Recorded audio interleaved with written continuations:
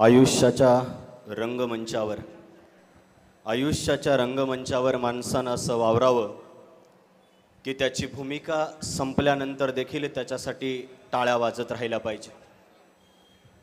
कबीरजींच्या भाषेमध्ये सांगायचं झालं तर माणसाचा जीवनपट असा असला पाहिजे की तो जन्माला येताना तो रडेल आणि माणसं हसतील, मात्र मरताना असं मरावं की तो हसेल आणि माणसं त्याच्यासाठी रडतील. नमस्कार. आज कल्याण पश्चिम विधानसभा मतदारसंघाचे सन्माननीय आमदार विश्वनाथदादा भोईर फाउंडेशन आणि टिटवाळा महोत्सव समिती अर्थात आपल्या विजयभाऊंच्या संयुक्त विद्यमाने आयोजित 10वी आणि 12वीच्या गुणवंत यशवंत विद्यार्थ्याच्या गुणगौरव सोहळा निमित्ताने आणि करिअर गायडन्स समारंभाच्या निमित्ताने उपस्थित असलेले आपल्या सर्वांचे लाडके सन्माननीय विश्वनाथदादा भोईर, त्याचप्रमाणे सन्माननीय जिल्हाप्रमुख अरविंदजी मोरे साहेब, त्याचप्रमाणे सन्माननीय रवी पाटील साहेब, तसेच सन्माननीय मयूरजी पाटील साहेब, त्याचप्रमाणे काही क्षणापूर्वी आपण ज्या 2 वक्त्यांचं मार्गदर्शन ऐकलं ते असिस्टंट पोलीस इन्स्पेक्टर सन्माननीय बजरंगजी राजपूत साहेब. म्हणजे माझा आणि त्यांची भेट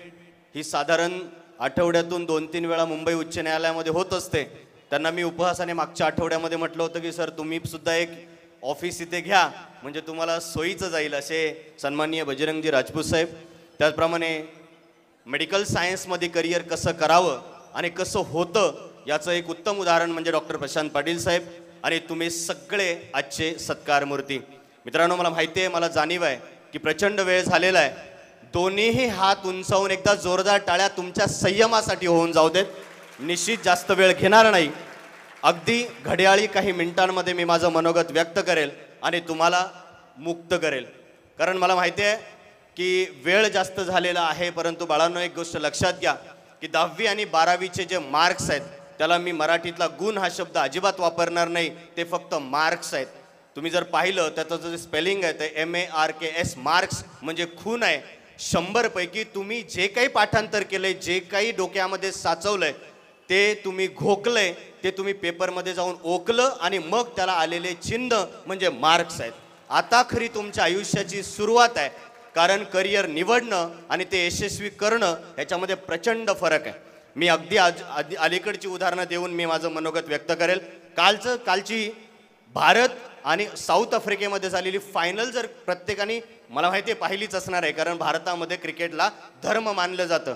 आपल्याला माहिती आहे की 16वं षटक संपेपर्यंत तुमच्यापैकी 99 लोकांना वाटलं असेल की हा सामना भारत हारतोय आणि पुन्हा एकदा आपण आता आपल्यावर चोकरचा ठप्पा लागतोय की काय. आणि पाहिलं तर शेवटच्या 4 षटकांमध्ये 11 खेळाडूंनी ठेवलेली सर्वोच्च मानसिकता भारताला चॅम्पियन बनवते. तीच मानसिकता आपल्याही आयुष्यात गरजेची आहे. तीच मानसिकता 2007चाही वर्ल्ड कप, 2024चा वर्ल्ड कप. परंतु मित्रांनो, त्यासोबतच परिस्थितीचं आणि वास्तवाचं भान आपल्याला ठेवावंच लागेल. आता मिळालेले मार्क्स हा फक्त मार्कांचा फुगवटा न ठरता यशस्वी करिअर कसं असू शकतं त्याच्यासाठी आपण पाहिलं. मला वाटतं रवी पाटील साहेबांनी सांगितलं की राजकारणाकडे सुद्धा आपण सकारात्मक दृष्टीनं पाहिलं पाहिजे. डॉक्टर APJ अब्दुल कलाम आणि भारतरत्न डॉक्टर बाबासाहेब आंबेडकर यांचं एक वाक्य होतं की या देशातल्या तरुणांनी राजकारणाकडे सकारात्मक दृष्टीने पाहिलं पाहिजे, तेव्हा भारत हा महासत्ता बनेल. कारण इन्फोसिसचे संचालक आणि संस्थापक नारायण मूर्ती यांना एका आंतरराष्ट्रीय व्यासपीठावरती प्रश्न विचारला होता की what do you export from your nation, तुम्ही तुमच्या देशातून काय एक्सपोर्ट करता.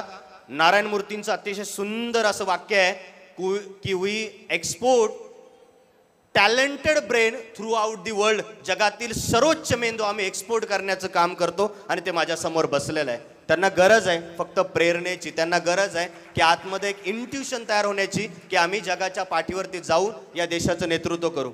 नारायण मूर्तींच्या बाबतीत तसंच आहे.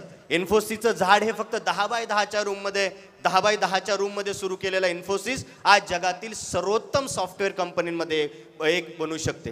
त्यामुळं हे सगळं घडतं केव्हा, जेव्हा तुम्ही स्वतःला ओळखाल. आज जर पाहिलं तर खरं म्हणजे मला सगळ्यांनी आत्तापर्यंत पाहिलं म्हणजे अँकर म्हणून, परंतु मी मूळ वक्ता होतो. अँकर बनवायचं काम विजय भाऊंनी केलं, कारण जेव्हापासून त्यांच्या सानिध्यात आले आणि तदनंतर सूत्रसंचालन करायला सुरुवात केली. मात्र मित्रांनो, मी माझ्या आयुष्यातला एक प्रसंग सांगेल आणि काही घटना सांगून मी माझं मनोगत संपवेल. याच वक्तृत्वामध्ये एकदा 10वी मध्ये असताना मी वक्तृत्व स्पर्धेमध्ये सहभाग घेतला होता प्रचंड मोठं लांबलचक भाषण पाठ केलं आणि सुरुवात केली माझ्या भाषणाला. अध्यक्ष महोदय, पूज्य गुरुजन वर्ग आणि येथे जमलेला माझ्या विद्यार्थी मित्रांनो, मी जे काय बोलणार आहे ते तुम्ही शांत चित्ताने ऐकावं. तेवढंच बोललो आणि एवढे बोलून मी माझे भाषण संपवतो. एवढी वाईट अवस्था माझ्या वक्तृत्वामध्ये मला पाहायला मिळाली. मात्र तिथून पुढे ठरवलं की बस आपल्याला कला मिळवायची, मला कला मिळवायची बोलण्याची. मी आज ज्या क्षेत्रामध्ये वकिली त्याही क्षेत्रामध्ये बोलण्याची कला निश्चित मला प्रचंड फलदायी ठरते. मात्र ही कला मिळवण्यासाठी मेहनत केली आणि अभिमानाने सांगतो की त्यानंतर महाराष्ट्रातल्या ज्याही वक्तृत्व स्पर्धेमध्ये गेलो त्या ठिकाणी विजेता झाल्याशिवाय आजपर्यंत कधीच मागे फिरलो नाही. जेव्हा एखादा आपला विकनेस आपल्या समोर येतो तेव्हा त्याच्यावरती ओव्हरकम कसं करायचं, तर हे असं करायचं. मित्रांनो, लक्षात घ्या, प्रत्येकाची जी परिस्थिती आहे ती प्रत्येकाची परिस्थिती वेगळी आहे. प्रत्येकाला संघर्षातून जावंच लागतं. आणि मी तर हे सांगेल की ज्यांना संघर्ष करायला भेटत नाही त्याला आयुष्यामध्ये काहीही भेटलं नाही, असं माझं वैयक्तिक मत आहे. काही दिवसापूर्वी राजन वेळुकर हे नाव सगळ्यांनी ऐकलं असेल. राजन वेळुकर यांच्या भाषणामध्ये मी सुंदर गोष्ट ऐकली होती, ती तुमच्यापर्यंत जशीच्या तशी पोहोचवतो. ऐन दुपारी 12 वाजता रखरखत्या उन्हामध्ये एक 70 वर्षाचा म्हातारा त्याच्या कॉलेजच्या जीवनामध्ये काहीतरी हरवलं होतं, ते सापडण्यासाठी तो दुपारी 12 वाजता कंदील घेऊन त्या कॉलेजच्या प्रांगणामध्ये गेला आणि काहीतरी शोधत होता. आता हे जर चित्र आपण पाहिलं, दुपारचे 12 वाजलेत, कंदिलाचा प्रकाश घेऊन हा काय शोधणार आहे? आपल्या जनरेशनचे नक्की हसतील. पण न राहून एकाने विचारलं की बाबा तुम्ही नक्की काय शोधताय? तेव्हा त्या म्हाताऱ्याने जे उत्तर दिलं ते आपल्याला आपल्या आयुष्यामध्ये शोधायचं आहे. त्या तरुणाने विचारलं की काय शोधताय? तेव्हा त्या म्हाताऱ्याने उत्तर दिलं की 70 वर्षापूर्वी हरवलेलं तारुण्य मी या कॉलेजच्या प्रांगणामध्ये शोधतोय. आपल्या आयुष्यातल्या सुवर्ण काळाला इथे सुरुवात होते. मी इथून एवढंच सांगेल की घेऊन जायचंय ना इथून तर एक प्रचंड आणि दुर्दम्य आत्मविश्वास घेऊन जा.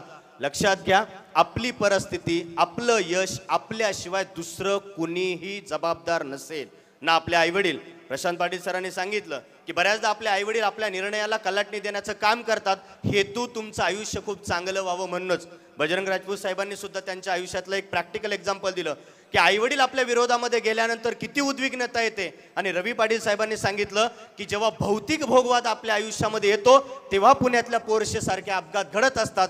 मित्रांनो, लक्षात घ्या की भौतिक भोगवादामध्ये न पडता आपल्या आयुष्याचे आर्किटेक्ट बनण्याचं काम आपण आपल्या स्वतःसाठी केलं पाहिजे. इथं आलेल्या प्रत्येक गुणवंतांच्या बाबतीमध्ये एवढं सांगेल की ज्या व्यक्तीला, ज्या मुलाला आपल्या आयुष्यातील आपल्या आईवडिलांचा संघर्ष कळाला त्याला जबाबदारीची जाणीव कधीच करावी लागत नाही. एकदा जोरदार टाळ्या आपल्या आईवडिलांसाठी सुद्धा झाल्या पाहिजे. कारण थॉमस अल्वा एडिसनचं सगळ्यांना माहिती आहे, एक उत्तम उदाहरण आहे. थॉमस अल्वा एडिसनला वयाच्या 11 वर्षी त्याच्या शिक्षकांनी सांगितलं होतं त्याच्या आईला बोलावून घेऊन याला घेऊन जा, कारण हा ॲबनॉर्मल आहे, हा डिफॉर्मिटी असलेला व्यक्ती आहे, याला आम्ही शिकू शकत नाही, याच्या शेजारी बसणारी मुलं सुद्धा बधीर होतील किंवा बिघडतील, त्यामुळे याला घेऊन जा. त्याच्या आईनं त्याला घेतलं, घरी घेऊन आली आणि शेवटी त्याला फक्त कार पॉलिश करण्याच्या कामाला लावलं आणि सांगितलं की तुझं काय होऊ शकत नाही.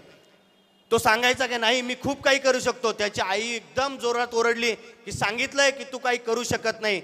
वयाच्या 14व्या वर्षी तो व्यक्ती क्लर्क म्हणून काम करतो आणि सगळ्यांना माहिती आहे की तोच थॉमस अल्वा एडिसन आजपर्यंतच्या इतिहासामध्ये जगामध्ये 1078 पेटंट हे त्याच्या नावावरती येतात. तो म्हणजे थॉमस अल्वा एडिसन. तुमची गुणवत्ता, तुमची बुद्धिमत्ता ही कधीच तुमच्या गुणांमध्ये तोलली जाऊ शकत नाही. निश्चित त्यामुळे हे जे गुण मिळालेत ही आपली एक छोटीशी उपलब्धी आहे, हे मानून आयुष्यामध्ये मार्गक्रमण करायला सुरुवात करा. प्रचंड वेळ झालाय. अगदी काही गुण जे यशस्वी होण्यासाठी आवश्यक असतात. कारण मी माझं सांगतो की मी माझ्या आयुष्यामध्ये मुंबईला वयाच्या 19 वर्षे आलो, तोपर्यंत मुंबई मी कधीच पाहिली नव्हती. भौतिक सुख तर सोडा, शैक्षणिक ज्या गोष्टी असतात त्या सुद्धा आम्हाला कधी म्हणजे माझ्यापर्यंत आल्या नाही. परंतु निर्णय मात्र आयुष्यामध्ये स्वतः घेतले. 12वी सायन्स केल्यानंतर सुद्धा BA सारखं ॲडमिशन घ्यायचं, MA करायचं किंवा MPhil करायचं, पुढे LLB LLM हे सगळं काही आहे ते मी स्वतःच्या मनाने घेतलेले निर्णय. त्यामुळे एक लक्षात घ्या की आपल्या आयुष्यामध्ये निर्णय प्रक्रिया ही सुद्धा प्रचंड महत्त्वाची आहे. वेळ कमी आणि सांगायचं खूप आहे, त्यामुळं फक्त 2-4 गोष्टी सांगेल की भारतरत्न डॉक्टर बाबासाहेब आंबेडकर, मला असं वाटतं की या देशातील उच्च विद्याविभूषित आणि आजपर्यंत 19 डिग्र्या मिळवलेलं एकमेव व्यक्तिमत्व म्हणजे भारतरत्न डॉक्टर बाबासाहेब आंबेडकर. आणि त्यांच्याबद्दल एक वाक्य बोललं होतं महात्मा गांधींनी, if there will be no Ambedkar there will be no constitution. जर आंबेडकर नसतील तर कॉन्स्टिट्यूशन होऊ शकत नाही. आणि डॉक्टर बाबासाहेब आंबेडकरांनी पुढे काय केलं हे सगळ्यांना माहितीच आहे. मित्रांनो, आपल्याला माहिती आहे की परिस्थिती हे कोणत्याही यश आणि अपयशाचं कारण असू शकत नाही. राजपूत साहेबांनी कोट केलेली गोष्ट आहे की जेव्हा आपण एखादी परिस्थितीवरती दोष देतो की मला हे माझ्या आयुष्यामध्ये हे नव्हतं म्हणून मला हे करता आलं नाही, तर अशांनी अजिबात परिस्थितीवरती खापर फोडण्याची गरज नाही. परिस्थिती कोणाच्याही आयुष्यामध्ये यश आणि अपयशाचं कारण होऊ शकत नाही. शेवटच्या 2 ओळी सांगेल आणि मी माझं भाषण संपवेल.